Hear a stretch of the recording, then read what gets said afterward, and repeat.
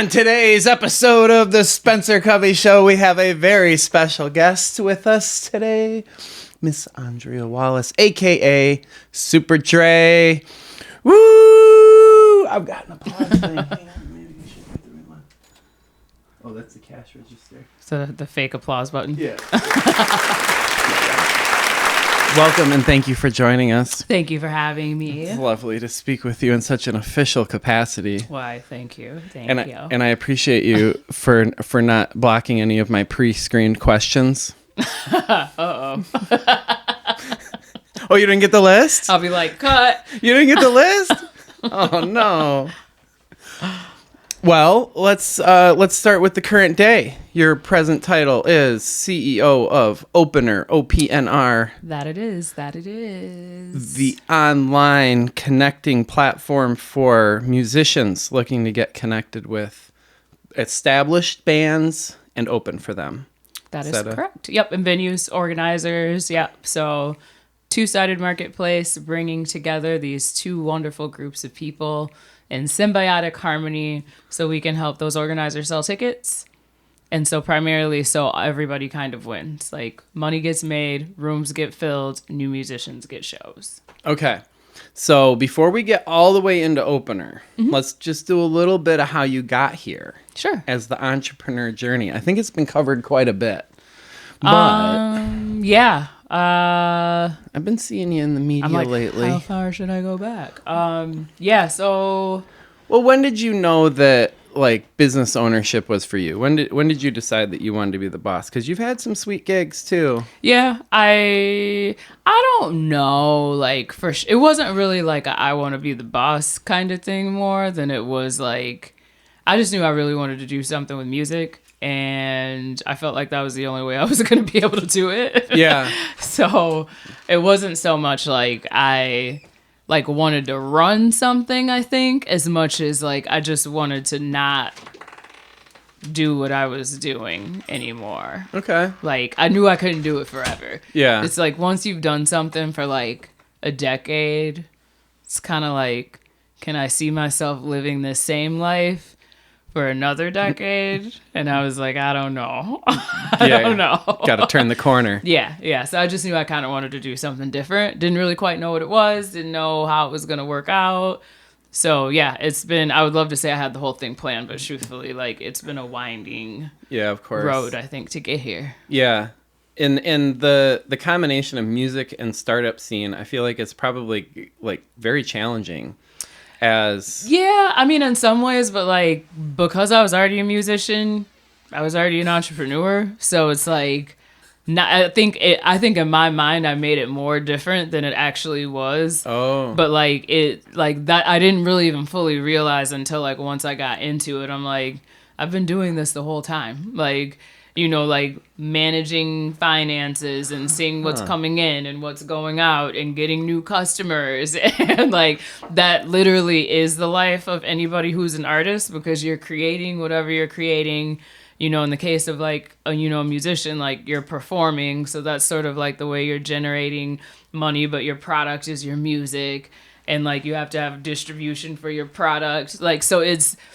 the skills are extremely translatable. Like that literally is what you're doing. The only difference is I guess like the music's kind of the product, but like really you are the product. Yeah. So I think people don't look at it the same, but it really is the same thing. So. Okay. So you're saying that every musician is essentially a startup. Yeah. In their own right. Yep. So you're like a clearinghouse. Usually not a very well-funded one. But yeah, it's a startup nonetheless. Right? I've been thinking a whole lot about how music in the like 90s and early 2000s before streaming was just like was more produced. It seems like the stars are still carrying over from that era almost. Yeah. And like the profitability it seems like that's the big issue, but then like Snoop's moving all his artists to NFTs. So what do you think about that? When like you're seeing those artists carry over because they're already established and they already have a fundamental amount of cash, so like they are the incumbent, they are the corporations really who already have the money. Yeah. Whereas like if you're looking at new artists now, like emerging artists are coming into a market that is entirely different way more fragmented, way more tools, way more ways to distribute. Like I forget with Spotify how many songs, like new songs a day are like, it's like in the millions. It's got to be a lot. Yeah, it's like in the millions, and like a great percentage of those songs, like a huge percentage, never get listened to. Yeah. So it's like you're dealing with how many really easier good market to get into, but it's a lot more crowded. So of all those songs, let's say it's 10,000 a day. Let's just say, or 100,000. You pick. It's a lot of songs. Out of those numbers, how many like really good songs do you think don't get listened to? Like what percentage? I think a fair amount. Yeah. And I'm saying this is obviously more than 10%? Anecdotal. Yeah, I think so. This is anecdotal for sure, but this is how I think of it. Right here, even in this town that is not the largest, city in Michigan, but like still substantial size, like mid-sized town, mid-sized city or whatever. Grand Rapids, Michigan. Yeah. Less than 500,000. Yep. And so I'm at shows a lot. I hear a lot of music, like original, like songs written by people from here, just from, Michigan in general. And I hear a lot of really good stuff. Like sometimes like it's like I'll hear it and I'm like, dang, like I almost wish they didn't play this yet because they need this song when they get to the point where they're bigger, because this would be huge if enough people heard it. So like I think that there's like a fair amount of stuff that I think is really excellent, but like it's like what when the tree falls in the forest, it really fall. If nobody like hears it fall. It's kind of like that. Well, so if you're so hang on a second though, because if you're a talented artist and you put out a really good song and now you listen to it, let's say I'm the artist, which I'm not. Let's say I was, and I had a really good song and you listen to it and you're like, whoa, don't put that out quite yet. You're going to need that for when you make it. How do you make it if it's not it's a rub, you know what I mean? But like I think of it as like if you have two good songs, if you could, have a team and you're really helping to develop this artist like in the right way, it's like that's what teams are really helpful for, and why. And it's very sad, but I think we see a lot of this now because artist development doesn't exist in the way that it used to. Like that used to be something that was a really fundamental piece of labels. Now it kind of isn't. Like usually when people are getting signed, like especially to major labels, they've already done a significant amount of artist development on their own. Like they've already, to be honest, they barely even need the label by them because it's kind of like startups, and they're like, oh, well, like musicians are like, you need to have X amount of followers on Instagram and TikTok and this many listens on Spotify, Apple Music, whatever. It's like the same thing for startups. They're like, oh, we want you to have, $200,000 in annual recurring revenue and like all these requirements. But it's like, once you start hitting those points, you're like, I don't need you anymore. Yeah.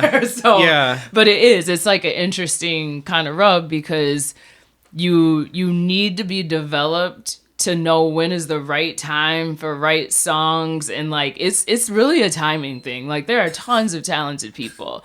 Like there's talent everywhere, but like opportunity is not everywhere. So it takes being in the right place at the right time with the right music and the right look. And like, there's so much stuff that has to align, like to really make people like blow up when you see these big stars that like, I see why it's very difficult to get there.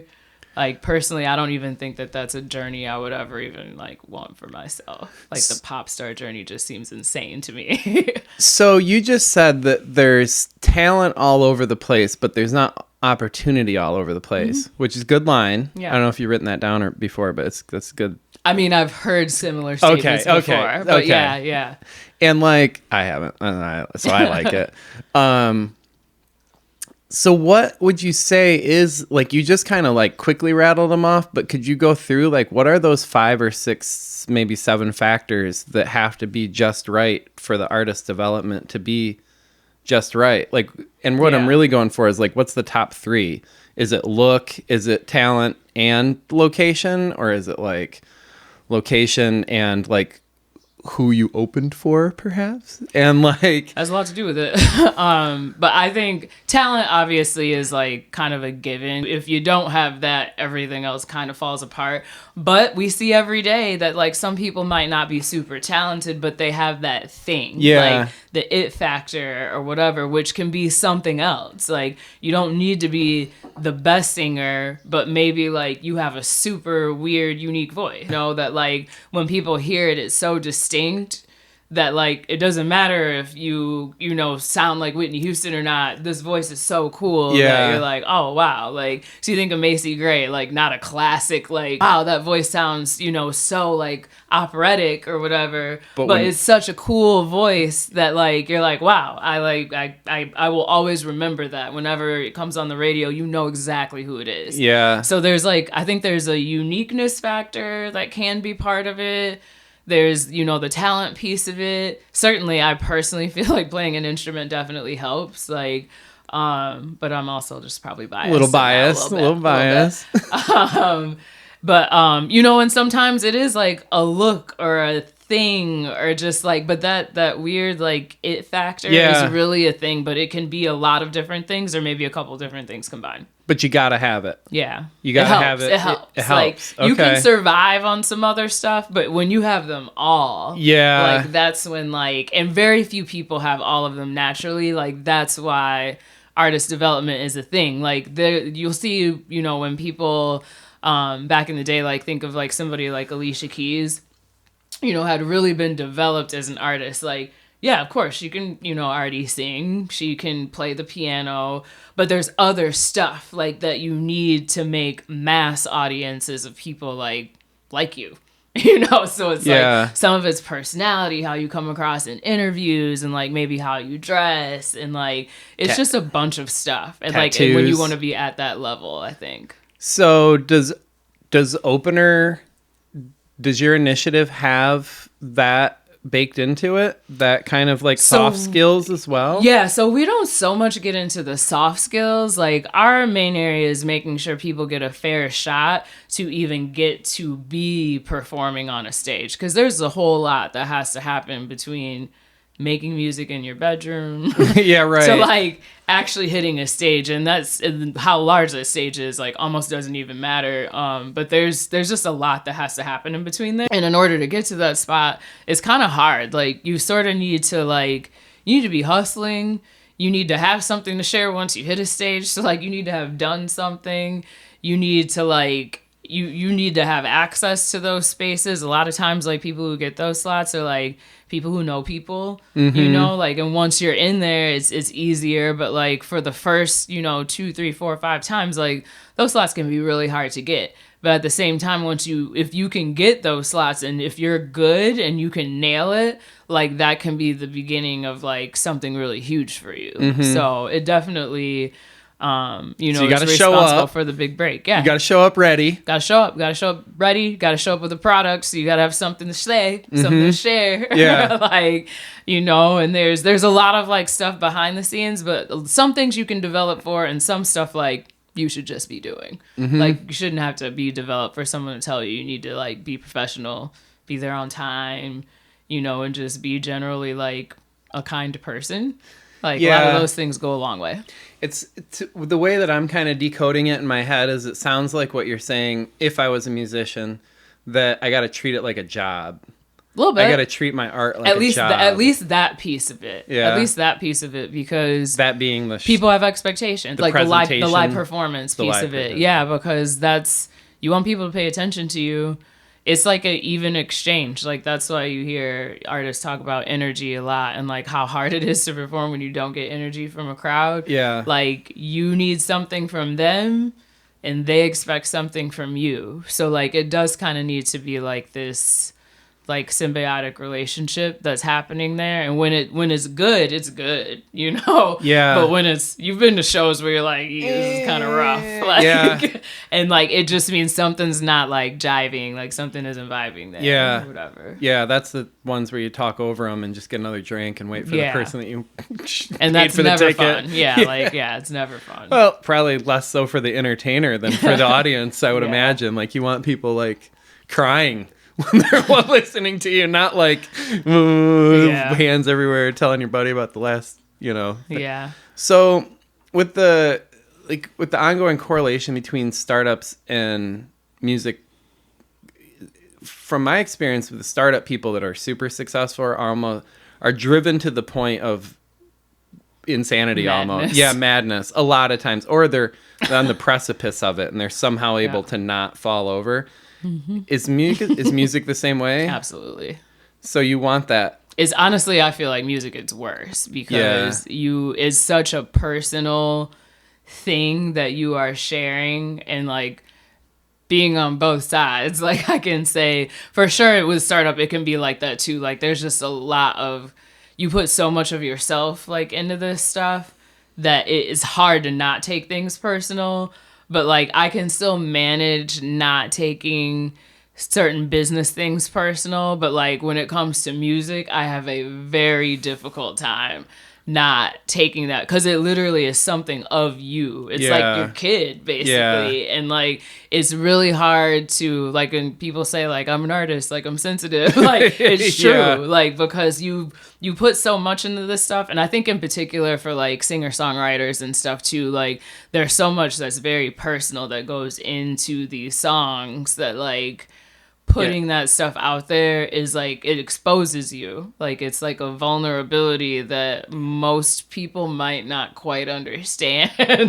So I totally get why there's so many sensitivities attached to it. A lot of times like mental illness is a struggle, like just dealing with that stuff, because you are truly like exposing who you are. But that's also what usually makes it so good. So it's like a double-edged sword. The people can almost tell when it's not authentic. But man, like when it is, you're like, wow, like that's crazy. But you have no idea what that person went through to make it, and then to like share it, and like literally behind the scenes sweating with fingers crossed, hoping that it's like received properly. So for that person, let's say that person's listening, what do you say to them?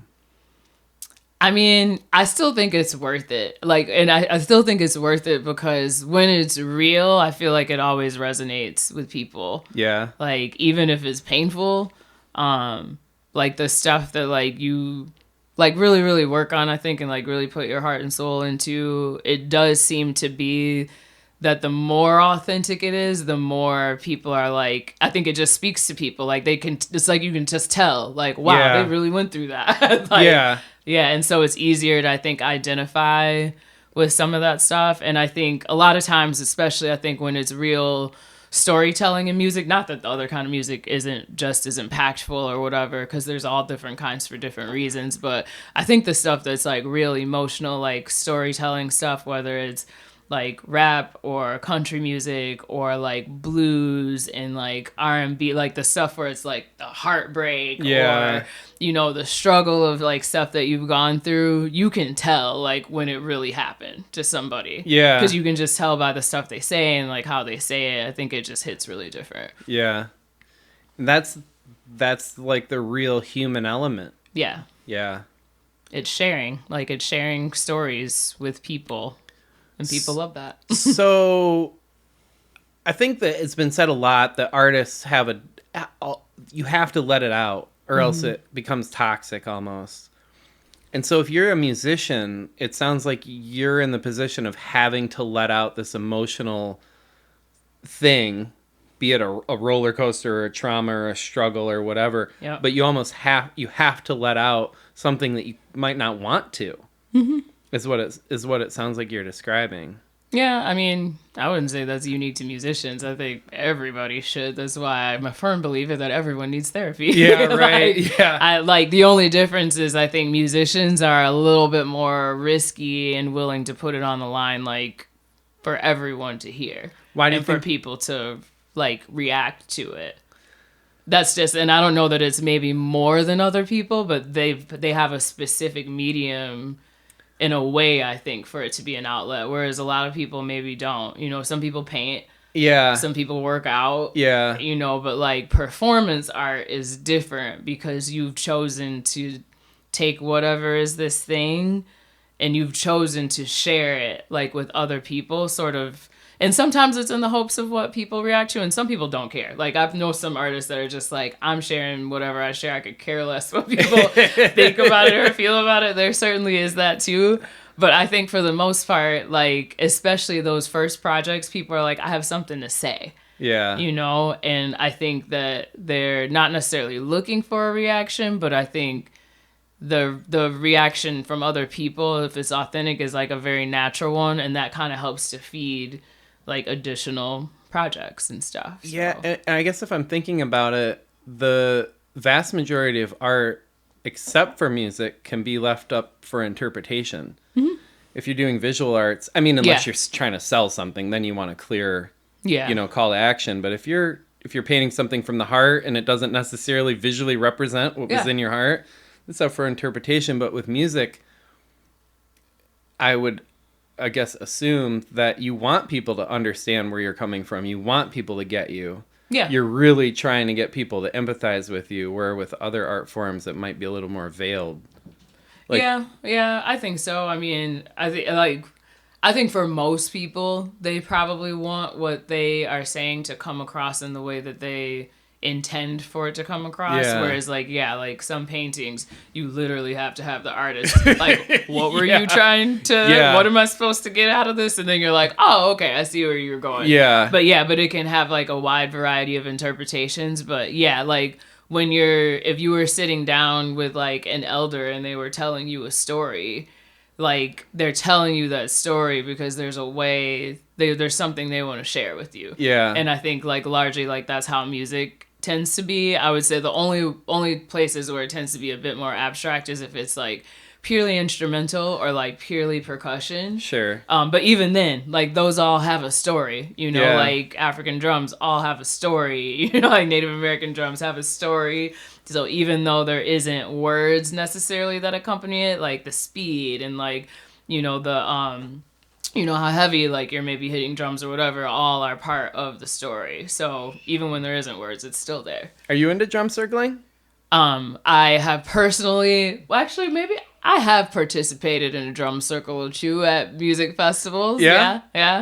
But in general, like, I've seen enough, like, of those performances where, like, absolutely, like, you can, it's different. Like, you can just tell, but open to a bit more interpretation, but it's still there. Yeah.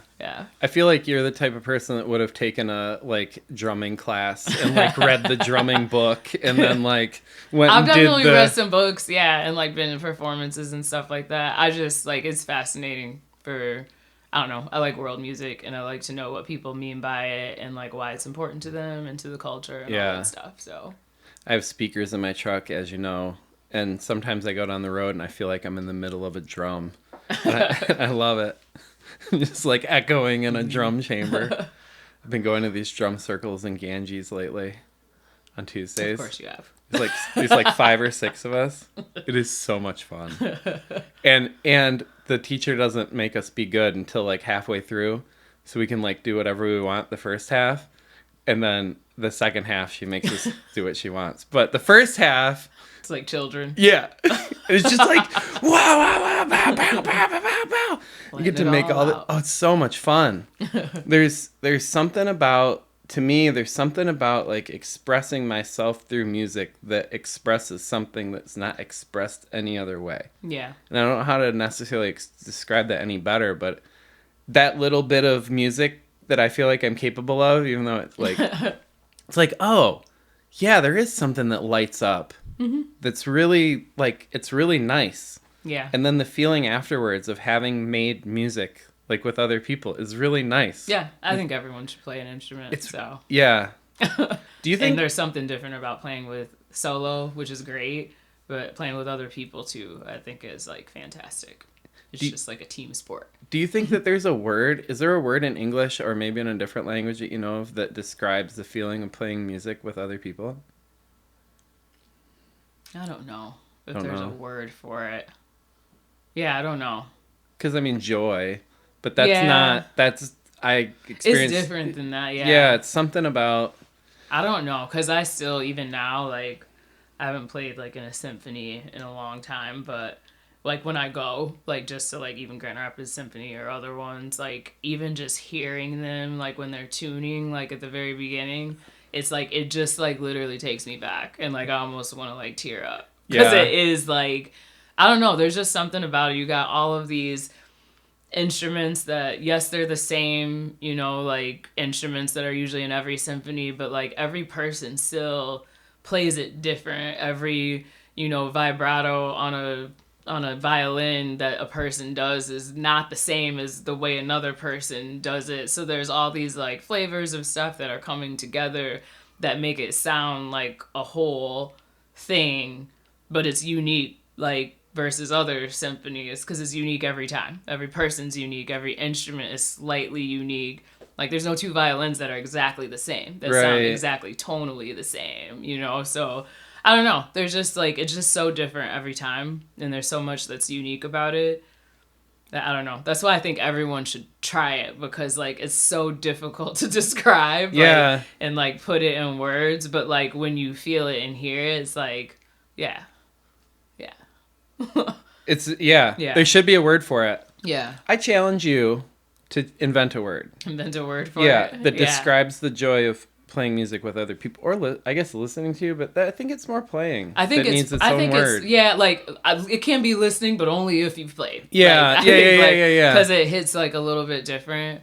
But yeah, I mean, and I think that goes for even if it's just playing with one other person. I think same thing. Like playing two people playing a guitar, you know, duet together, or like, you know, a rock band playing together, because there's just stuff it just makes a fuller, whatever you're doing is fuller when there's other people. And everybody's bringing their own stuff to it, but it still sounds good. Have you ever looked into the patterns that water makes when you apply certain musical frequencies to them? Like the little ripples, like when you use the I have like those Tibetan singing bowls. Yeah. Yeah.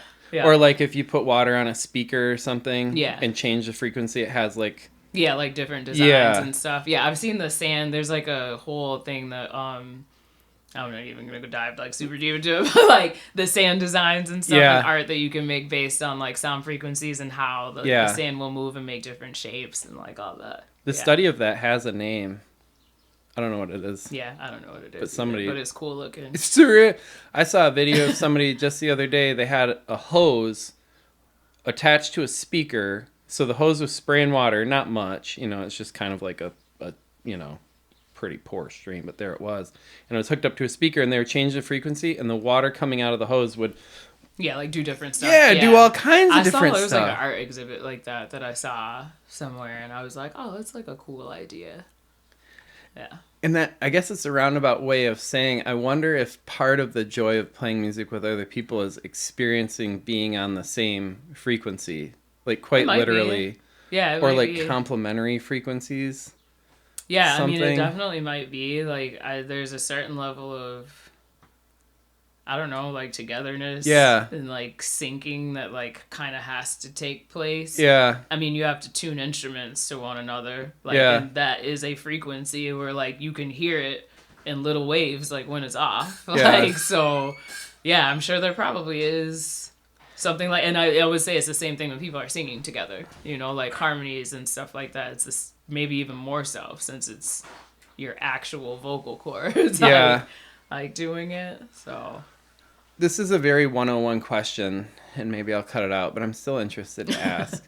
When you're tuning a guitar, obviously it has a correct tune, but like why? Why is there an answer? Why is there a correct answer for being in tune?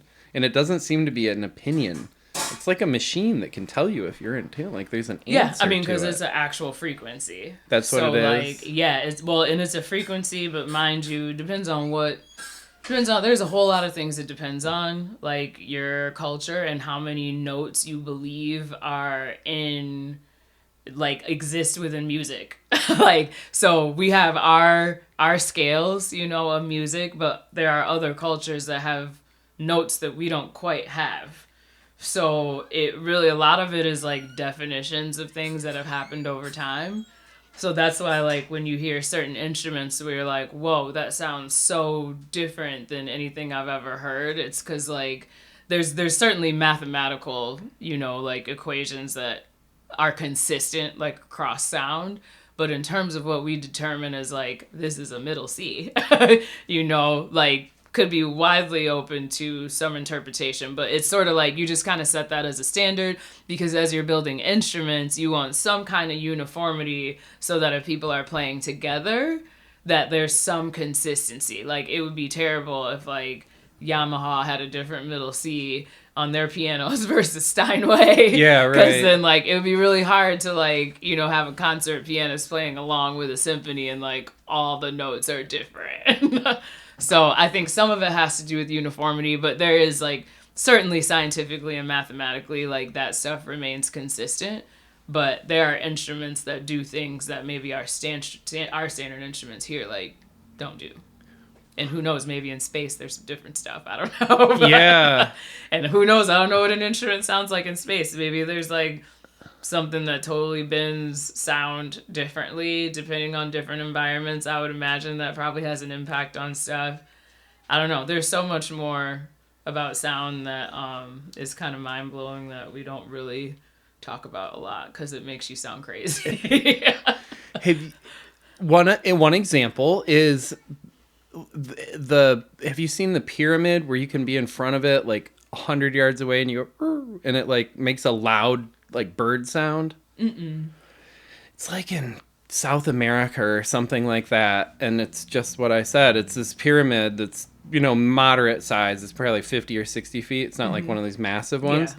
And you can stand a good distance away and whisper like a noise. It doesn't really matter what the noise is, and it comes back as a bird call.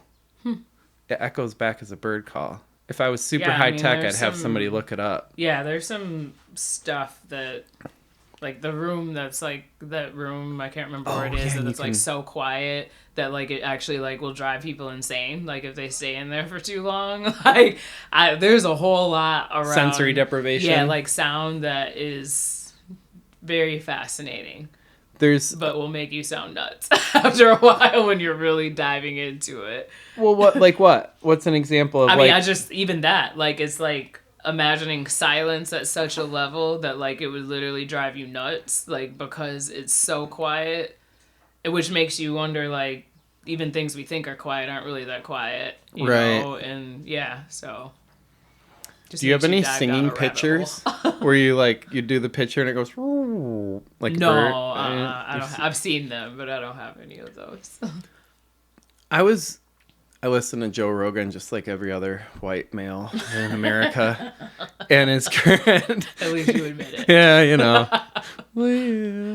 As current like thing that he seems to be this rabbit hole he seems to be traveling down is that possibly maybe the pyramid bricks could have been levitated with sound frequencies. Have you heard this? I have not heard this from Joe Rogan specifically, but occasionally I have dabbled into watching Ancient Aliens. Yeah! So, like, there's all kinds of, like, stuff on there like that about all kinds of conjecture around the pyramids, how they got built, what they were really for, how they, there's that stuff's, pyramids are fascinating, especially how they got put together, because it is kind of like, you can't do it now. Like, it's crazy. Without cranes. So what are you looking into these days? I know you're into your opener startup, which to me it seems like is a great idea. Get the musicians out there. Yep. You're helping them find people, and I was watching what you were doing in South by, and it looked like you were pulling from a big geography. Mm-hmm. Yep. That's cool. So the word's spreading. Yep. Marketing it. Is fundraising the number one challenge right now on opener? Fundraising is the number one goal. Always. It is. It's challenging. A little bit. Probably one of the most challenging I've ever done. We've been having some banking issues. But it's thank you to SVB. kind of messed our timeline up a little bit, got people distracted, but I feel like people are getting back on track now. But yeah, I mean, fundraising is like its own very wild, inhumane, stressful, uh, requires so much just like mental strength and toughness and resiliency and focus. Like, because the rejection, I mean, is just like, if you're not prepared for it, I think can be soul crushing. But I mean, I'm a Black woman. We get like 0.1% of all venture capital available. So I feel like I was uniquely primed for this situation to begin with. Like, I kind of knew it was going to be extra hard, so I didn't really go into it with like high expectations. Like, I knew that it was going to be a challenge, but I felt like I could do it anyway. But yeah, it's a lot. It takes a lot of planning to try to do it right so you don't burn yourself out. And all the while, you've still got to do business. Like, the business still operates so you can still grow, so you can report how you've grown while you're trying to raise this money. So yeah, I like, my heart goes out to anyone who is raising money right now, especially in the current environment, you know, that we're in, because this is definitely one of the more difficult ones. But again, like, I don't know, for somebody like me, it would have been difficult regardless. So it's kind of like just another day. Mm-hmm. So challenging is challenging. Yeah. What do you envision is going to be the answer? Is it going to be a strong partner? Is it going to be a silent partner? Is it going to be an angel investor? Is it going to be a VC? Is it like, what's your vision for, what do you think? I think more than likely, I mean, I think it's like a mix. Yeah. You know? I like. Do you want a main investor? Do you want because you get your funds come with certain things, like certain things that are desirable, like, you know, deeper pockets, big connections, you know, like deal flow with other funds. But then you also have like, angels can be great too, like especially if it's like a strategic angel that like is already in the space. Like if it's like a musician that's already famous and they feel very passionate about something like this, like that's great because they can come along, also maybe advise a little bit, open some doors for you.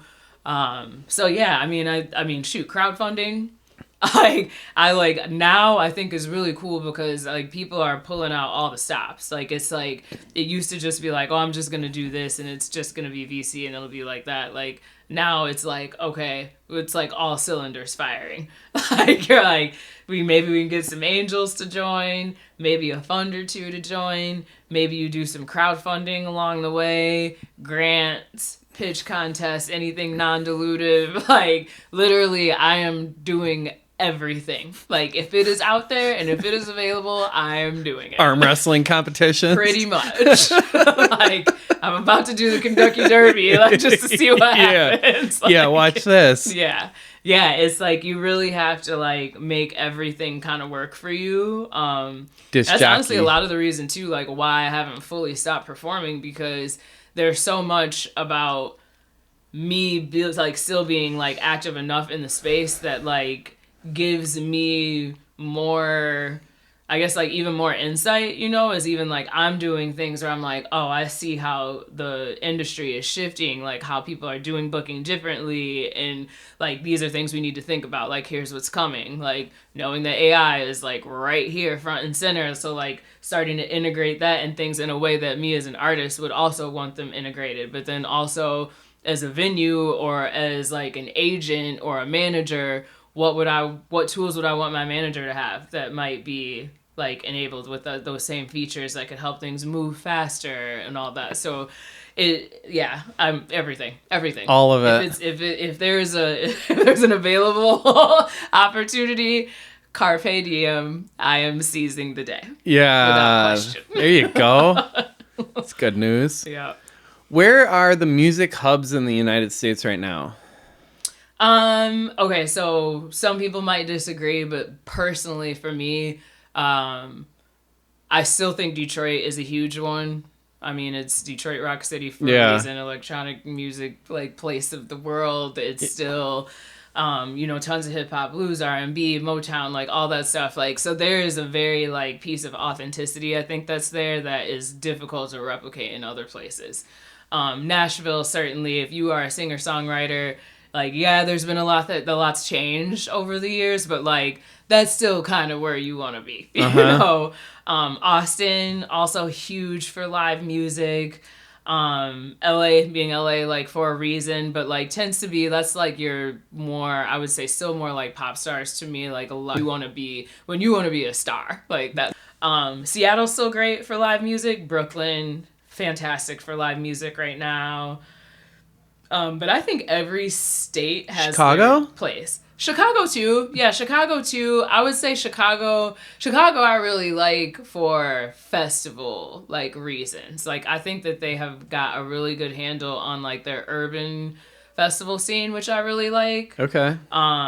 Any shout outs? Any favorite? Minneapolis too. Oh, Minneapolis. Yep, Minneapolis, like always like good standby, where Prince is from. Rest in peace. And where else? Where else can I think of? I mean, Colorado's got Atlanta, Red Rocks. Obviously, yeah. So but that's Atlanta, more of a performance place. That's not really like I'm chilling on open mic night on Tuesday and going to play Red Rocks in Colorado. Oh, yeah. Well, but Colorado in general, I think, for music, because you're, like, if you kind of move together Denver plus Boulder, where a lot of music companies are actually located, like music tech companies and stuff are located. Fort Collins, so you've got these like college towns, because Colorado has like these natural nature like amphitheater situations that make just the state in general an awesome place to have festivals, like outdoor festivals, and their weather is relatively agreeable so that they can do that stuff like, you know, like a pretty decent chunk throughout the year. So they just have, like, they have a really unique scene there, but I really like it. I've played there a lot in, like, lots of different places in Colorado. Yeah, like, just really cool place. And, like, nice people. Like, just very chill people. Solid. Because everyone's high all the time. Yeah. Like, yeah. But, like, people there are pretty cool. No worries, bro. Yeah. Life's good. What are your top 3 favorite festivals that you have either performed at or attended? Top 3 favorite festivals. I would say my favorite to dance at is still Movement in Detroit. And the festival is, like, I would say, is only second to the after parties, because the after parties are almost more incredible even than the festival. But, like, the whole energy around that weekend is A1. If you've never been, you should go. Top notch. And then I think for, like, I don't want to give Michigan, like, all the love, but, like, Electric Forest is, like, a great festival. You know, shout out to Madison House and Insomniac. Like, like in the grounds, I think, are also what make it. So it's not just the music, but it's the actual setting. Like, Double J Ranch is absolutely beautiful in the summertime. You're also not that far from the water. You're not that far from, like, the coast of, like, Michigan, which is beautiful. But, man, like, at night, like, that forest looks like Pandora from Avatar. And, like, it is incredible. Like, I would say, for anybody, if you really want to see, like, what a fantasy land in the middle of a forest could look like that is it. Electric Forest, yeah. 100%. And like, the grounds are beautiful. It's super safe. Yes, The porta potties are super clean. There's food everywhere. Yeah. It is. I would say it's probably one of the safer festivals. Yeah. And I'm not just saying that because I played at it, but like it's an incredible time with really great people who are part of it, and like that whole vibe, like it extends throughout the whole thing. It does. It's on the edge of being family friendly. Yeah. It's like right there. Like it was missing a couple things. It would be very family friendly. Yeah. And then I would say last one. I would say maybe a toss-up between Bonnaroo and maybe lightning in a bottle. Oh, okay. I always hear lightning in a both bottle.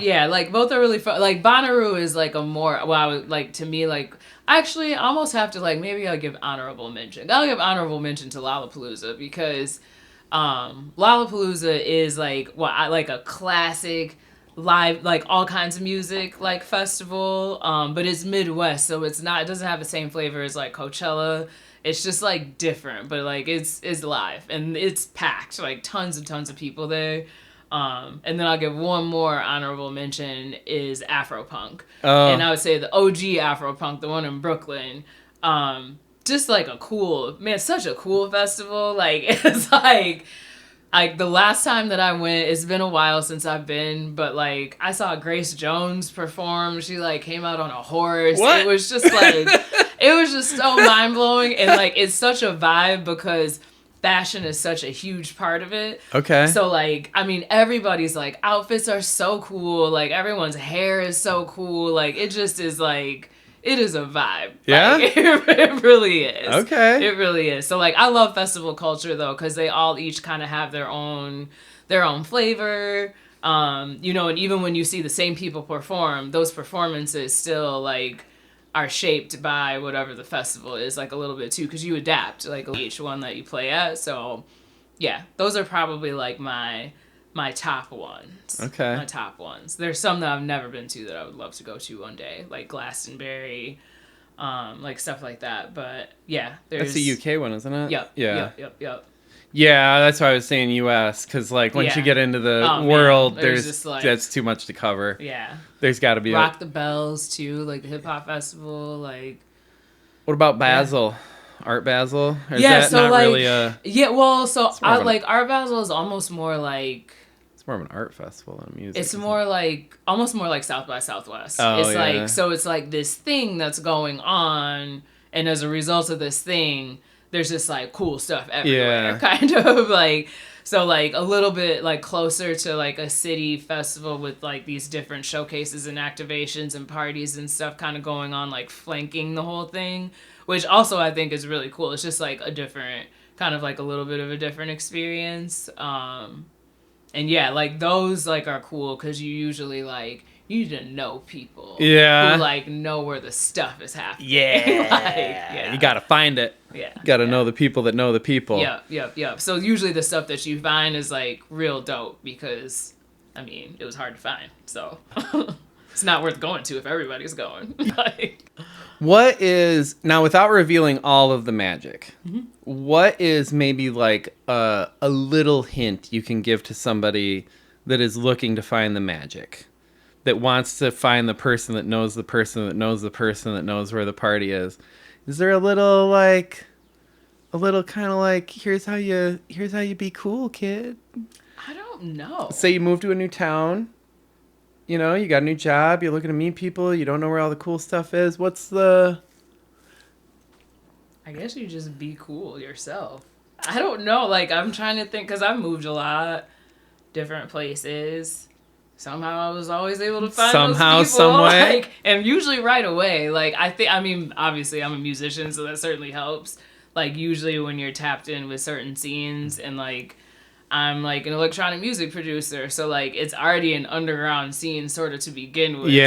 Out of the gate, you're already in with the like. Yeah, the kids that know where the warehouses are. Yeah. So it's like probably a little bit different, but I think anybody who's into artistic stuff, you're gonna find this like almost immediately, and like it is like a real recognizes real kind of situation, like because someone will be like, oh, like even certain, it's almost like a language, like a hidden language. You'll be talking about stuff and like someone will hear it. You're in line for the bathroom. They're like, oh yeah, like such and such, there's this party at blah, blah, blah. You know, and like, it's just, because it might be how you're dressed. It might be what you're talking about. It could be so many different things, but there is a thing, but I can't describe it. Yeah. Yeah. That's the magic of it. It's the vibe. That's the vibe. Like, yeah. Which is also a vibration frequency. Yeah. When you're like, oh, yeah. Yeah. You're cool. Yeah. I'm cool. We should do cool stuff together. Like, yeah. That it does, like, that's not what's said, but that's exactly what happens. Yeah. Yeah. Like, I've gone to plenty of places where, like, I've ended up at some art loft where like some famous, musician is playing. I have no idea how I got there. But it just happened because I met some girl online in the bathroom who was cool, and we started talking about stuff, and then you take a cab to go to some obscure location, and like, yeah. Ta-da! It's a thing. It's definitely a thing. So yeah, I guess some kind of bizarre alien frequency. Yeah. I don't know. It's fun though, right? Yeah. Experiences. Do you think that... Okay, so hypothetically, you just played a show. I don't know if you actually do this or not, but let's just say you're at the merch table and somebody comes up.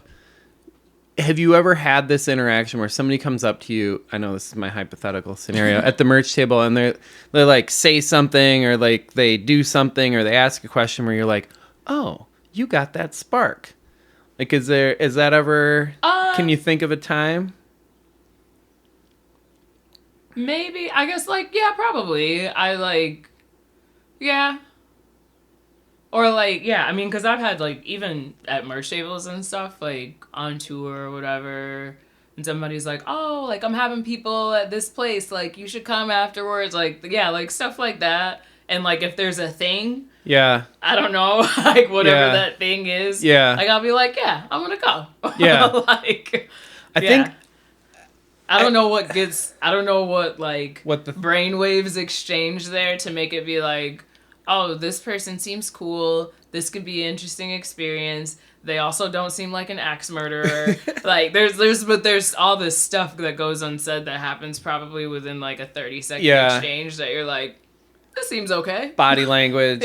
Yeah. Tone. Yeah. Approach. Clothes. Demeanor. The whole thing. That's the it thing. It's all the stuff that makes a person a person. Yeah. I think what you're describing is having a really good radar to tell if somebody's real or not. It's what it kind of like... Perhaps, I guess that's how I'm translating it anyway. Yeah. Avoid the hype. Go to the real party. Yeah. Which is usually like a dozen people in an art loft. That nobody knows about. Yeah. Like, I am confident that if I was alive back then, that I would have somehow ended up hanging out at Andy Warhol's place, just because I would have met somebody who knew somebody who knew somebody, and then, like, boom, I'm Ta-da! there, and he's, like, painting pictures of Campbell's soup cans. Yeah. Like, Why you got so much soup laying around the studio, Andy? Yeah. I think that part of it is that there's a certain, like... allegiance or alliance, fraternity, I don't know how you say it, with people that do awkward stuff. Yeah, the misfit toys. Yeah, the misfit toys. Yeah, and you're like, oh, cool. Yeah. You're a misfit toy, too. Yeah. You're the weird... Hang out. Yeah. You're weird in the same way. Yeah, hang out and be weird together. Yeah. Yeah. Yeah. What's your... okay, so this is a good closing question. What is your number one advice for people to get weird? Like, if you're one of those people that sing in the shower, you think you're pretty good, maybe one person or two people walk by the door, they're like, hey, you're singing in the shower, that's pretty good, but you're scared to death. Or, like... I think you just do it. You just do it? Yeah. Like, there has to be a certain amount of, like, bravery in it. You just gotta, like, rip the Band-Aid off, honestly. Like, because you'll feel better after you do it. There's never been a time where I've been paralyzed by fear too, like before hitting the stage, whether it's like a speaking thing now or like hitting a festival stage, like it can be like crippling.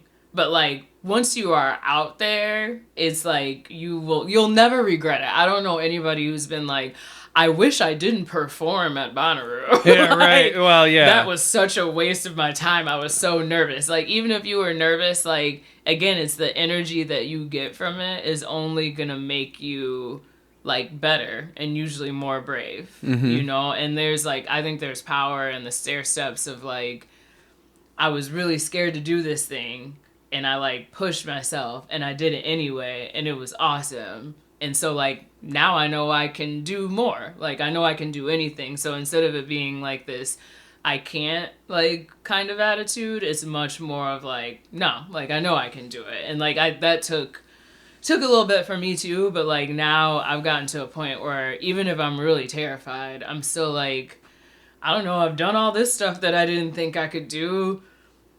raising money, didn't think I could do that either. Like, didn't all this stuff that you feel like maybe you can't do, just do it anyway. You can probably do it. Like, and the only way you will know if you can is if you actually try to do it. And usually once you start trying, you'll keep doing it until you figure it out. So, yeah. So then if you're the type of person that likes the safety and security, do you think there's any hope for the safe and secure to get out and be wild and uncomfortable? Yeah. I mean, so? It depends on how bad you want it, you know? Like, I think it's like anything else. Like, I just wanted to do music. Like, I didn't, and like, I want to build this company. So I can't allow my safety, actually, and I think safety and security is an illusion, by the way. like being like, oh, I don't want to leave my safe and secure job because like I'm afraid to do this thing on my own. At Twitter. Like, that stuff is not safe. Like, that is an illusion of safety and security that's out there. But like, I think that like, I don't know, for anybody who feels like that is safe, or like a secure place to be, is almost, it's like you're selling yourself short a little bit, like there's so much more to be, like I'm huge on experiences, like really more than anything. And I feel like everything you can learn from, like to a certain degree. And I would say, like, I would challenge anybody who feels like what they're doing is actually safe and secure. Comfortable is probably a better word for it, because you don't have to, like, really push yourself, like, in any way that makes you feel uneasy. But, like, I don't think much of anything is safe and secure. Like, I always joke, like, if I have to bet on something, I'm betting on myself every time. And I'm doubling down because, like, I believe in myself far more than what I believe in other people and structures and things like that. But like, if it's me, I'm like, I know me, and I push myself enough to know I can do certain things. So I would put the money on me before that. So yeah, safety and security. It's an illusion. It sure does not exist. Agreed. Yeah. It's a nice thought, but yeah. Get comfortable with the uncomfortable, and then nothing's uncomfortable anymore. Yeah. Let it get awkward. Yeah. If it's like that enough, it becomes normal. Yeah. It doesn't feel awkward anymore. You start getting stronger, and the things that you look back on that were impossible all of a sudden. Oh, yeah. Me emailing, like, famous people and being like, hey, listen, like, I have an opportunity for you. Here's my company and blah, blah, blah, blah, blah, and this is what we're doing, and we think we can change, like, the face of live music. And how, like, if you told me that 5 years ago I would be doing that, I'd be like, yeah, right, she sounds insane. Like, but now I'm like, no, but it's because, like, you get to a point where it's so important for you, and, like, you believe in it so much, and you believe in what you can do so much that it's different. You become a true believer, like a true cult believer, but, like, in this thing that you're doing, which makes it a lot easier to talk about it, you know, and, like, it just makes you do stuff that you probably would not otherwise have ever, like, felt like doing. Like, if I still was in corporate America, I don't think that I would feel comfortable doing that, because the structure itself doesn't so much allow for that. But, like, this allows for, like, an extreme amount of self-growth in a very compressed period of time. Add that into, like, lack of funds and a little tiny bit of desperation, you can do anything. Like, when pushed to the point of brokenness, but you have this great idea, you can do a lot. Yeah. Like, you can do a lot. So. Need a little bit of that, right? A little bit of that. That's the tension that, like, honestly, I hate that it's a part of it, because, like, it can also drive you crazy, but, like, it will make you approach things with a sense of, like, focus and urgency that otherwise I think would be harder. I guess what popped into my head is that I don't think this is true about you necessarily, but a lot of entrepreneurs are ADD-riddled, neurodivergent goofballs that have to keep their act together and, like, do the things that they don't want to do, and It's just one thing after another. I mean, I see why people don't make it. Like, it's a lot. Yeah, even if you got all the stuff, it's tiring. Yeah, it's like keep going. Yeah, in the face of like the difficulty of it is everything being the inverse. Everyone telling you is not gonna do what you say it's gonna do. Like, the very definition of insanity is doing the same thing over and over again, expecting a different result. But that's also practice. That's also practice. But, like, you have to believe it. Like, you need to believe it more than anybody else believes it. And, like, then it's not insane to me. Yeah. You know, it might look insane to someone else, but I'm like, you just don't know the whole story. That's why it looks insane to you.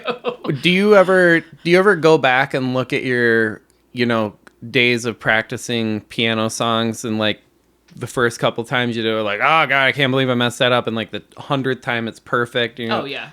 And you translate that over to startups as well, like, well, I'm just in the early part of the song, I gotta like. Yeah, I mean, I will. Like, I used to do the same thing, like playing music and stuff when I was little. I used to practice for hours, ask my parents, hours, like, until like I would get it perfect. And I don't feel like this is any different. The only difference is sometimes you don't get to perfect. Yeah. You just gotta go. Like, so that, I think, was probably like the more difficult shift for me, was like, it is not gonna be perfect. It needs to be fast, and it needs to be as good as it can be, and like, you tweak it along the way and keep it moving. Like, so that was like a little uncomfortable for me at first, but especially because like I love the creative process, so I tend to like what is presented to be like shiny. But yeah, this way is like, nope, it needs to be like almost shiny, good enough, we will polish it up on the way. We'll get like, build the plane in the air. Yep, while you're flying. What is the most surprising lesson that you've learned? Like, what's the lesson that you've learned that you didn't expect to learn?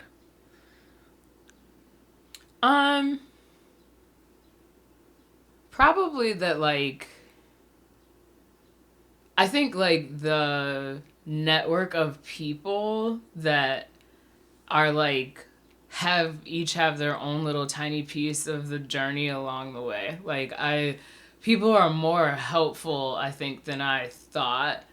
I guess than like I ever expected. Like, I expected nothing. Like, so, but like, it's been kind of an interesting process of like this like crazy network of people that you meet over time that have like a little hand in like how you get to the next step and like the next little tiny piece of success, whether it's somebody you used to work with or like venue owners like of places like where I've played like in the past, like who are now like my main pilot customers and stuff, or I met somebody through a friend who worked at a company who happened to angel invest in this particular fund, and I was at their house. They told me about the fund.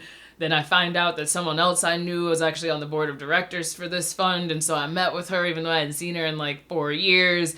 We sat down and talked, and she was flying to meet the people on this fund the next day. So like, there's just so many like, I wish I had like an actual visual diagram of what the last 5 years has been like and the connections between people and how it all like sort of gets you to a point, because I didn't really expect that, like the network of community of people who, even if they're just making one tiny connection, like what a difference it makes. So have you had to be proactive and ask for those, or are they mostly or partly, or what proportion are you asking and what proportion are people offering? Me asking probably more than offered, but like a fair amount of offering too, though. Just kind of curious for the. I think it's probably a mix of both, because like it depends. Like, people don't know what you want, but you gotta ask for half of them. Yeah, people don't know, and like frankly, like you kind of want to ask so they're not doing random stuff that's not helpful. So I probably a little bit of a mix of both. Like, there's like the program related stuff where they kind of know what to do, like your accelerators and incubators and that kind of stuff. But then there's the people who just like, there's some people who will just see you and be like, I see what you're doing, I want to link you up with this person. There's certainly connections like that. But then there's other ones where I'm like, this person is 4 degrees of separation from me, and I'm spending these 2 weeks finding the getting there, whether it's from people I know, LinkedIn contacts, and being like, okay, this person's connected with this person. Okay, so I need an intro from them to them. Then you talk to them. Then like, okay, you wow them. Then, okay, I need this intro to get from here to here. And then you wow them. You get there. All that to like get to this one person, which may or may not even work. But like, that's kind of how it has to happen. Especially with like some of these like famous folks, or like high net worth people. Like they're not as easy to get to. So you need to like have people vouch for you every step of the way. So yeah, can't burn bridges out here. That's for sure. Gotta be nice all the time. Polite. Yeah. Nice and polite and all tidy and yeah. Oh man. Can't really have an off day. Like, yikes. If you're having an off day, you just shouldn't talk to anybody. I've heard before that professionals, it's not a matter of being better than the other one, it's making less mistakes. So everybody's good at that point. Yeah, like less mistakes, and I think just frequency is practice too, like for sure. Like I would be lying if all this stuff prepares you along the way, to get to this point. Like I don't have time to practice pitching anymore. Yeah. But like we did it so much in Techstars that like I barely feel like I need to anymore. Like it's so in there. Yeah. That like I can sit down and give an hour talk about it or like a 3-minute talk. What do you want? Yeah. Whatever you want. Like, and so I do think that stuff is cool, but it is like, it's the repetition. It's like it being in there so ingrained that it doesn't matter what the format is or who it's in front of. Like you kind of know what pieces and parts to be like, okay, for this person, like this stuff is going to be important. Yeah. Or these people, these things will be important. So... Yeah, I'm sure the right investor is going to want to get wrapped up in the story to some extent. Yeah, I mean, some people care. Yeah, some people care about the founder, like the actual person, more than they care about what the product it is that you're building, especially for early stage. Like, you're betting on the jockey, like not on the horse at that point. So it's like, kind of want to know, like, who you are and things like that. Some people are like product people though, and they like want to be deep in the product itself. Some people want to know more about the tech. Like some people just love the music in general. They love the scene. So they like, I'll sit down with some people thinking we're going to talk about one thing. All they want to hear are stories about famous people. I bet. I bet. Yeah. So it's like, I think with music in particular, anything entertainment related always like has some kind of like, it has this mystery to it, so that people have a lot of questions and stuff in that vein. But yeah, I think every investor has their own flavor, and some people only care about the money. They're like, what's the business model? How much you think you can make in 5 years? Like, and out of those three, like which one would you want, one of each, or which one are you looking for, or is it? I think one of each. Like I would certainly want someone who believed in me. As being the purveyor of all this stuff.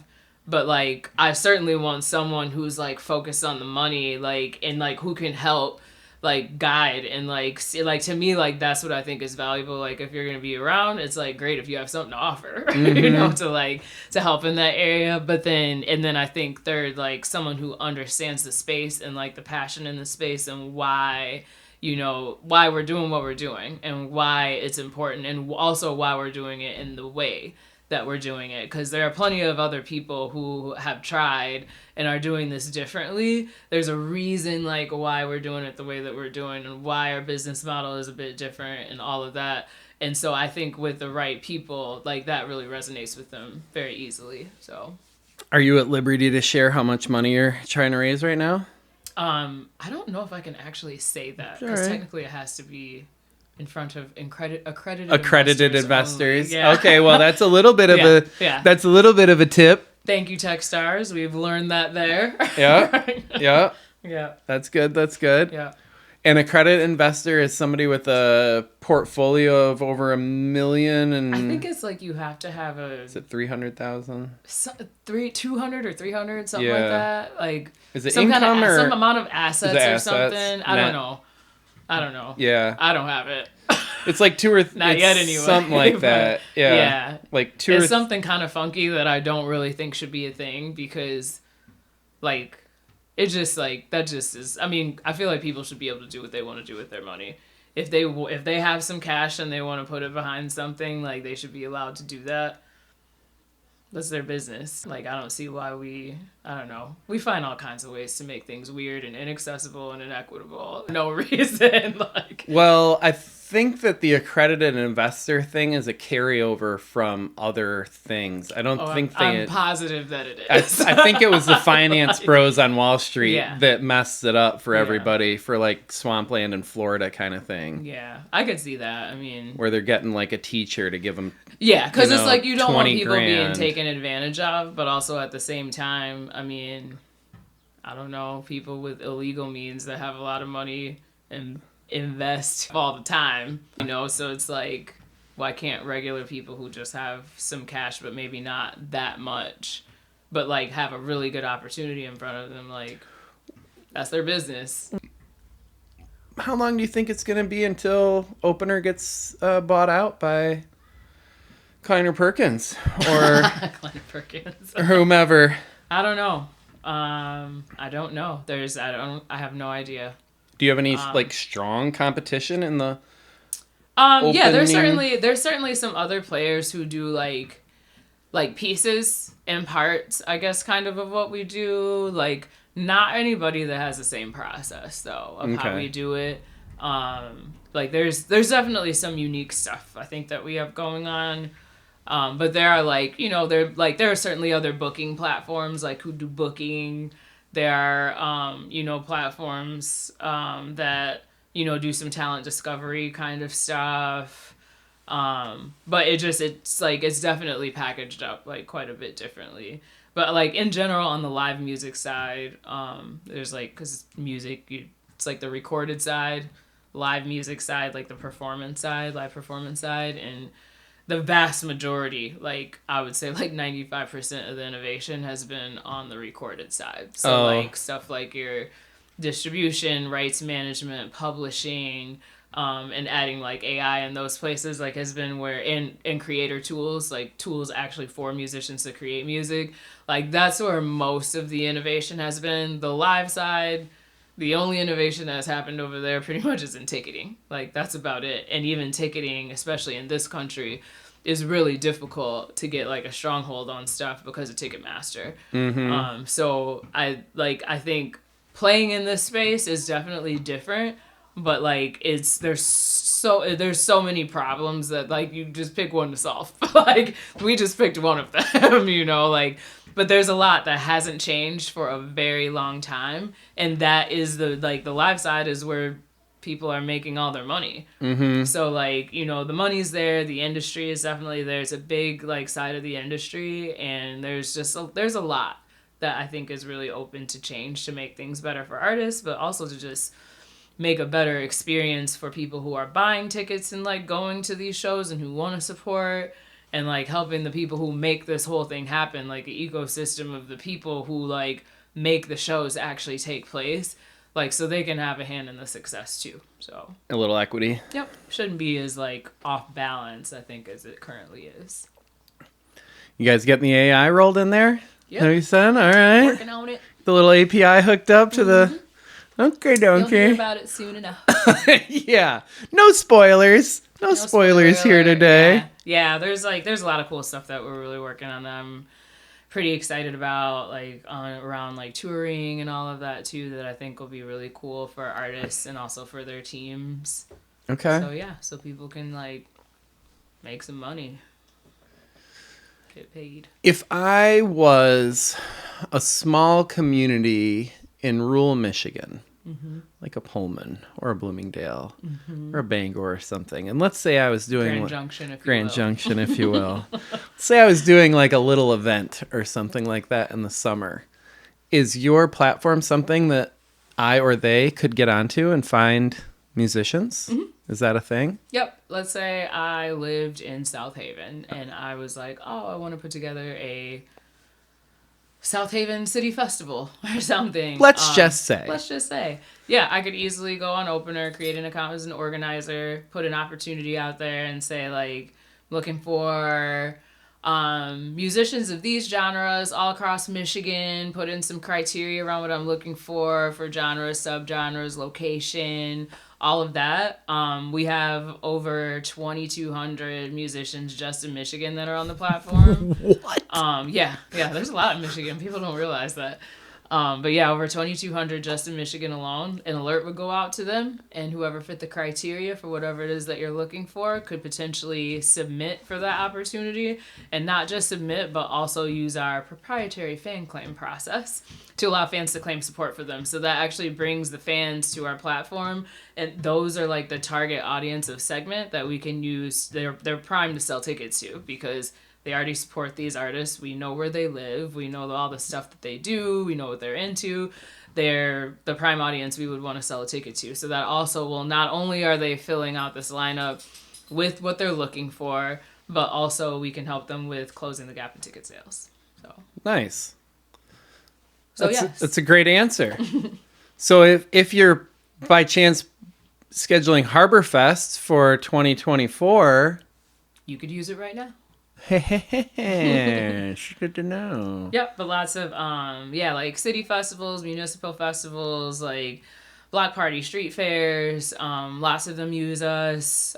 Music venues use us. Some hotels use us to book talent for their lobby on the weekends. Like restaurants, bars. I would say the best way to think of us is like when you think of like, you know, your larger organizations like say Live Nation or AEG, like they're usually pulling in the headlining acts, like the huge ones. So like they have a good handle on the masses, but we have a good handle on local everywhere in all kinds of different markets. So that's why we tend to work very well together, because they've got headliners, but sometimes the headliner can't sell all the tickets. They can't fill the whole room. And the only way that you can fill that is usually with someone local, because they're the ones who can activate a local fan base that quickly.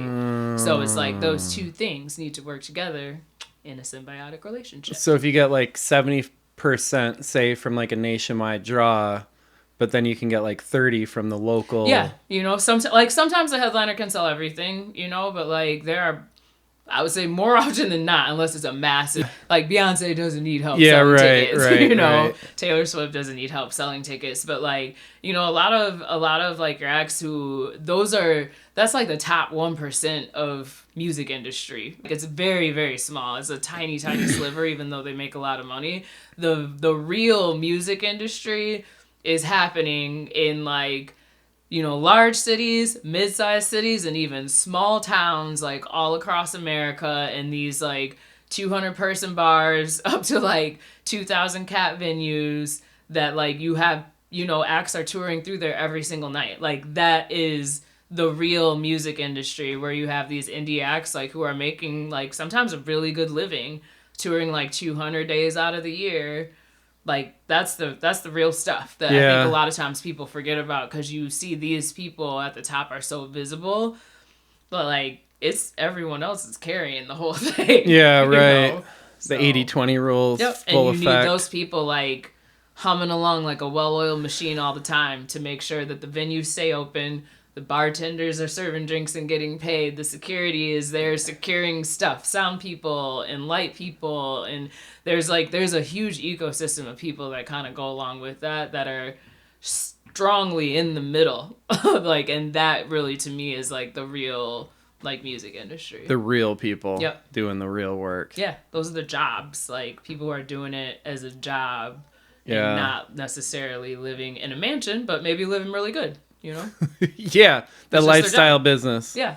They got a real nice Airstream. Yeah. That they're traveling around the country. Yeah, or like, shoot, sometimes living in a nice house in the suburbs, living a pretty normal life compared to, like, other people. Still a 200. Maybe touring a lot and probably got kids, you know, like, doing really normal stuff. I think shockingly normal than, like, what most people think of. Yeah. I think people think it's, like, you're a musician, so it must be just, like, this insane life and party fest all the time. A lot of these people are super, I mean, shoot, look at me, I feel like I'm pretty normal. Yeah. You know, living a pretty normal life, you know, living good or whatever, but like Yeah. Doing the thing, living like a normal person, not living like a rap star lifestyle, you know? Yeah, you forgot your chains, Dre. Living like DJ Khaled. Not everybody is living like that Bless lifestyle. up, bless up. But still living good, you know? Yeah. Yeah, it turns into a job. Even the things that people like look up to as like celebrity type activities, it's still even for them it's a job. Like days where you don't feel like recording or feel like being on a tour bus, flying from place to place to place, and like you're tired, you might be sick, and you have to perform anyway, or else people get on Twitter and whine about it. Like it's like no matter what, it is a job, you know. Some people just get paid more for it than others. So. I think the most dramatic difference is that the person doing it looks at it as a job and like a percentage of their personality. Yeah. Whereas the people that are fans, that is who they are. Yeah. That's their identity that's been assigned to the person. Yeah. Yeah. If you're a professional athlete or if you're a professional musician or a performer of any kind, I think that's all typically people see is just that. Yeah. That front facing thing when the actual it could be 20% of their personality. It might not even be the most of it. Yeah, usually isn't.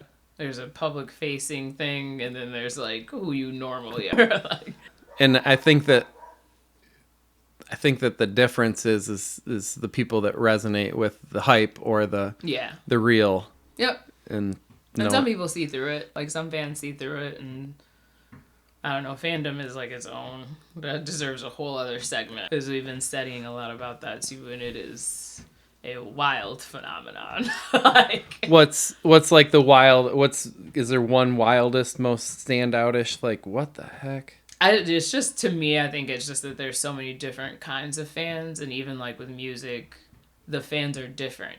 Like different genres have different kinds of fans, and for like motivated by very different reasons, and like it impacts like ticket sales and record sales and like the mode of like the medium of like your product sales. Like there's so much that goes into it that's different that even I think I didn't even fully realize. Like, and the biggest example to me is like country music and how different not just the fans are, but the artists are, and the scene, like, in general, has been very fascinating, like, to me. Really? And, yeah. Like, I've been reading, like, all this research about...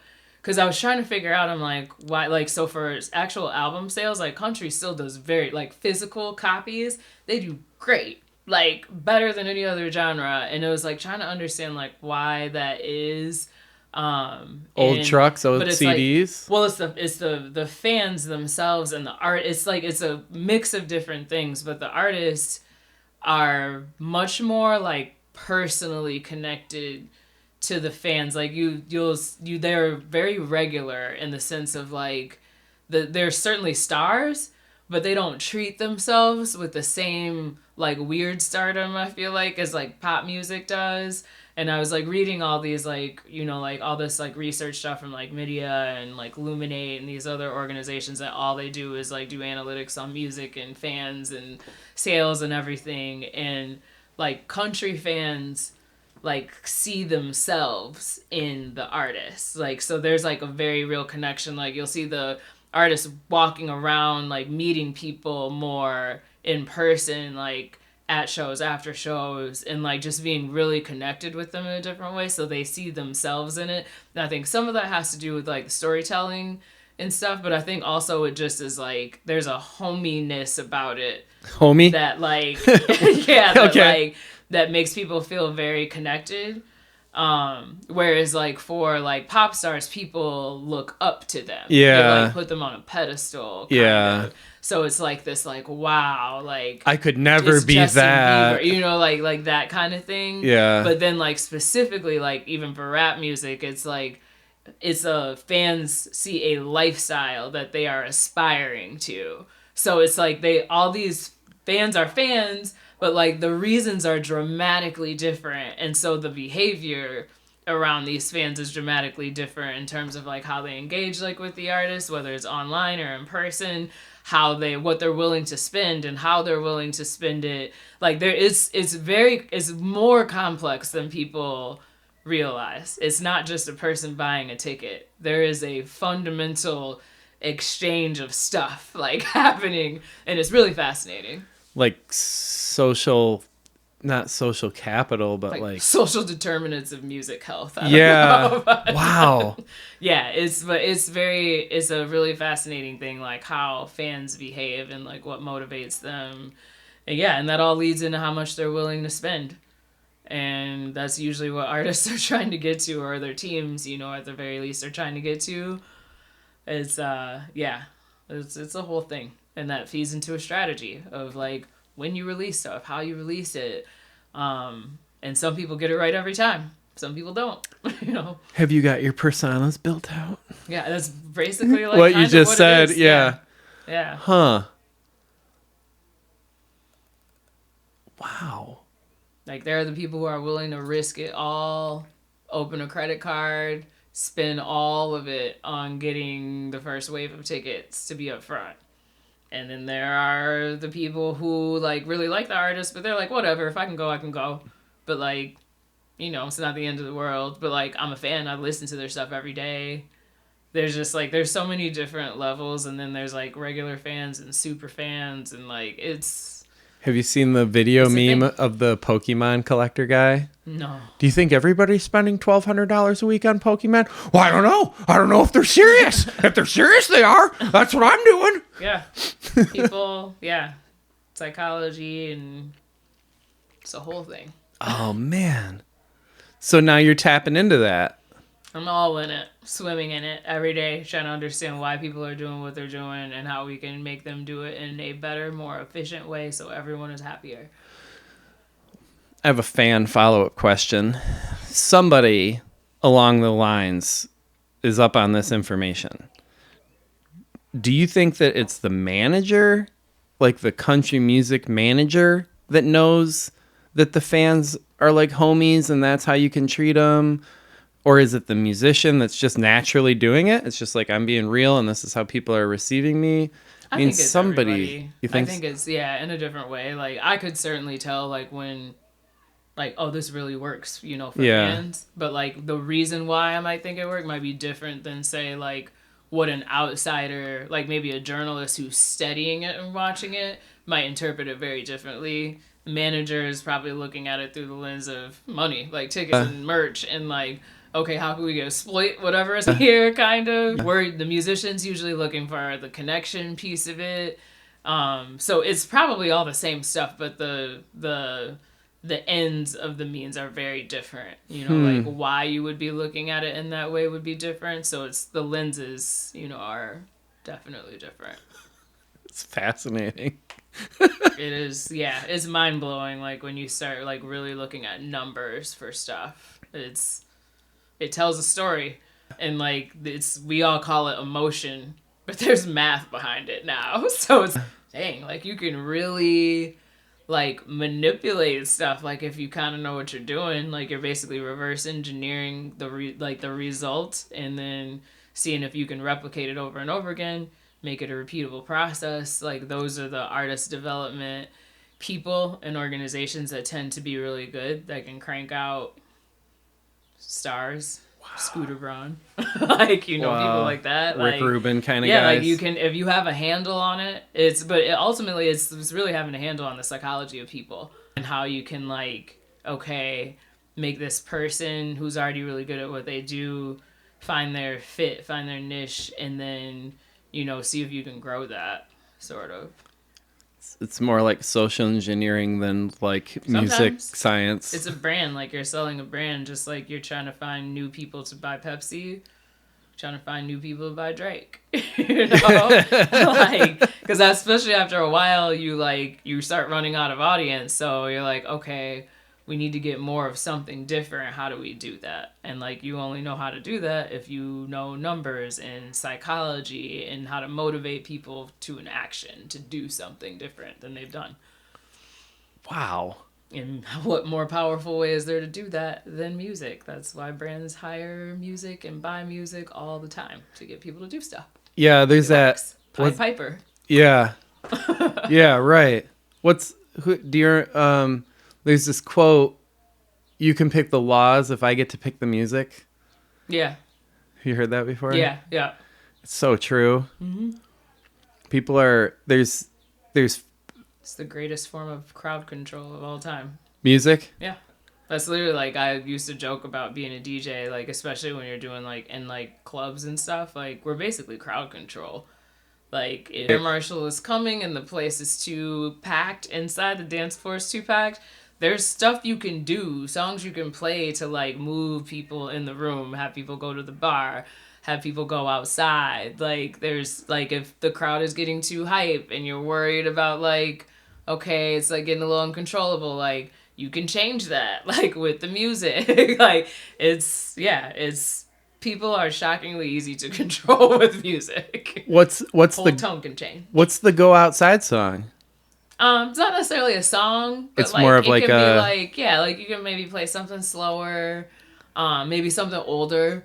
You know, like if you need people to move, like usually something like that. Yeah, it's a thing. If you're like, oh my gosh, I feel like a fight could break out any second. Boop, change up. Switch it right out. Yeah. Wow. Yeah.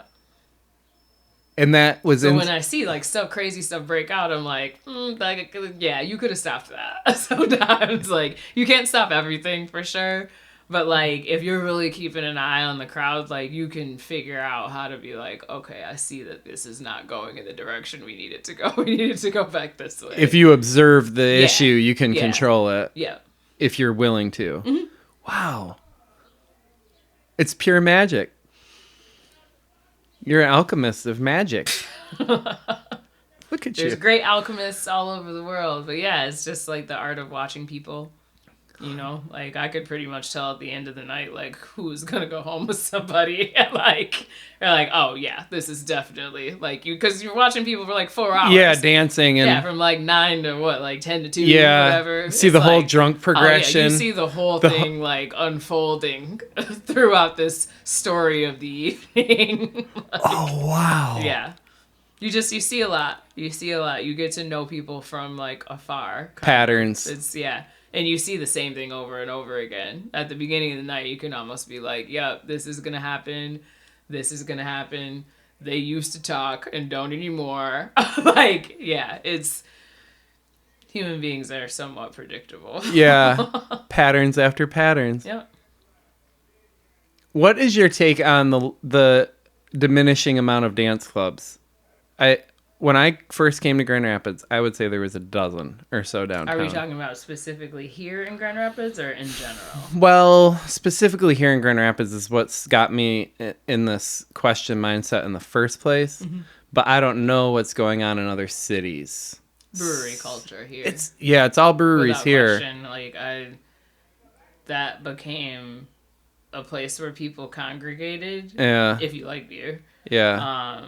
But yeah, it's like, so it became, I like dancing and liquor better than beer, personally. Yeah, I think it just became like part of, and it was, marketed here. Like, yeah, Beer City, USA, yeah. Like, this is what we do, like, kind of. So I think it just became interwoven into the culture, and that is not a dancing culture, primarily. Yeah. It's a sit around and maybe, like, listen to music, maybe performed on a stage kind of culture, maybe singer-songwriter kind of thing, but like not full on out here like dancing. And if you normally go to a dance club, I see some people order beer, but like not really. It's usually a cocktail, or even wine or champagne or something like that. Like no one is asking for a picture of PBR at their VIP booth. So never. It's just a different vibe, a different culture, I think, kind of. And so I think that, coupled with the fact that like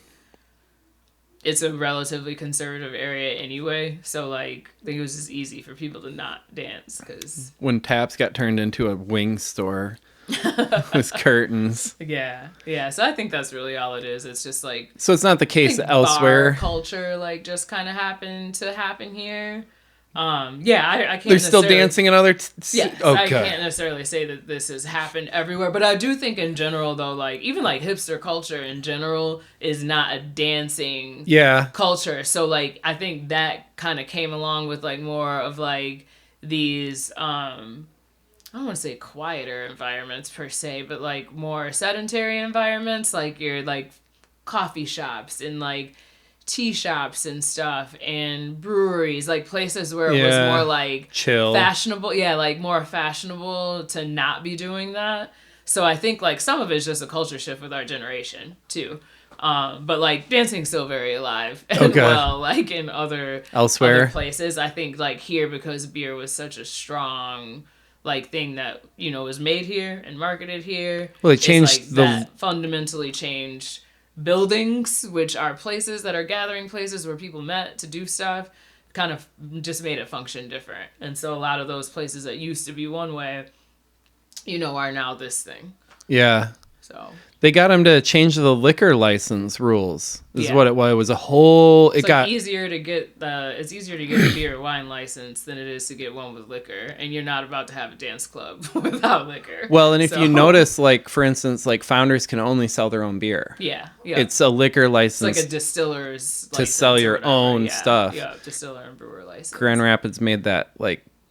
All you had to do was apply, I think. Yeah. So when all these started popping up. There's legal stuff, there's cultural stuff, there's, you know, on liability too, frankly. Yeah. I mean, you know, liquor license for sure. It comes with some other stuff. Yeah. You know, and some people don't want the liability for it. And I think not having enough dance clubs, what happens is it all gets compressed into a few, and so then you have a variety of groups of people who only have these couple places to go, which just ends up kind of being a recipe for disaster, which ups the level of liability, which usually causes a problem, which usually ends up in closure. So that, and like venues in general are closing, so like all across the country, and that's not a Michigan thing, that's an everywhere thing, and a lot of that is strictly due to gentrification in real estate development. So like the cool venues in these seedy places, well, these seedy places have now suddenly become cool for suburban people who want to live in the city.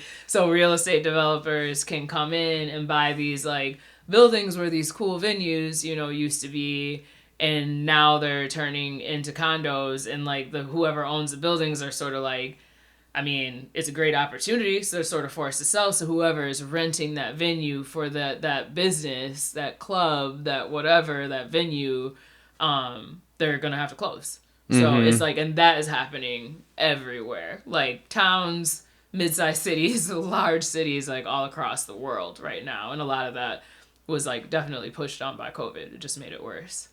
I hope that eventually, when our generation feels like they've got a couple bucks enough to like scrape together and do something with, that will turn to fun instead of like more capitalism. Yeah. It seems like, I mean, to what you were just saying, like the venue owners of the past are kind of like, I think for the large part aging out, but they were interested in having fun. They were throwing parties. So much of it relied on like a friendship handshake honor system kind of thing. It was like, oh, you who own this building, I want to have this venue, you know, and I think they assumed they would have that relationship forever. But like when you have economic downturn and everyone's feeling squeezed, like then now this person who owns a building, that might be the way they need to feed their family for the next few years. So it's like it sucks for everybody involved. They don't necessarily always want to sell. You know, sometimes people are certainly greedy, but like pressure to sell, that now means like the closure of really two businesses. Like now this person no longer has the real estate asset. This person no longer has the business. Now there's some other developer coming in who already owns a ton of stuff anyway. They're not going to have the same vibe for the neighborhood. So then the neighborhood starts to shift. Other things start to close. Like it's it has like a pretty dramatic ripple effect. And so a lot of the reasons that made the place cool to begin with, which probably have to do with that seedy venue, you know, suddenly the place isn't that cool anymore and the area isn't that cool anymore. And now it's like coffee shops and yoga studios and like, you know what I mean? Which expensive ice cream. It's not bad. It's just that like it changes the fundamental vibe of like what was happening. And that stuff is just kind of happening everywhere. Yeah. It's just like removing the human from humanity. Yeah. I mean, it's just like people just need to own stuff. I would strongly suggest that anyone who wants a music venue, and I think I would like to have one day, ownership. You gotta own the building. Like, you gotta own the property. Yeah. And it sucks because it's more expensive. There's more that goes into it, but like, if you own the asset, nobody can take it from you, Yeah. provided you pay tax out. In But, like, theory. yeah, but like, you have much more of a chance of making it. Like, as long as you're renting, it's like you're always in the balance. You're always at the mercy of somebody else, like they could sell that place. Whatever kind of lease you think you have, Yeah. there's a lawyer who can find a way to break it. Advice for young people. What do you think? Number one, what's the number one thing you learned along the way? For younger Dre, what would you say to younger Dre? 25-year-old Dre. What would you... I would say, like, I don't know that I would change a whole bunch, but maybe, like, be less scared quicker. Because, like, I definitely wasn't really, like, scared, but, like, I hesitated in some instances where, like, now I look back where I'm like, I should have just did it because I would be so much further along now. But yeah, I think just, like, what's the worst that can honestly happen? Like, people fabricate all kinds of, like, legends and stories that haven't happened yet of, like, how horrible something's gonna be if this thing happens. It's never really like that. Like, it's the worst that can happen if you perform and your stuff sucks. Like, people forget in a week. Usually people don't even know that it sucks because they've never heard it before. Like, so, just like, or, even if you mess up or whatever, it's just, I don't know, there's in the journey, just like keep going and just honestly, just like do it. Yeah. Because like waiting just wastes time. Yeah. And we have a finite amount of time on this planet. So you might as well like make it happen while you can make it happen. Make it happen. You tell them. Thanks for joining us. Thank you for having me. I hope you have a lovely day. Hope you have a lovely evening as well.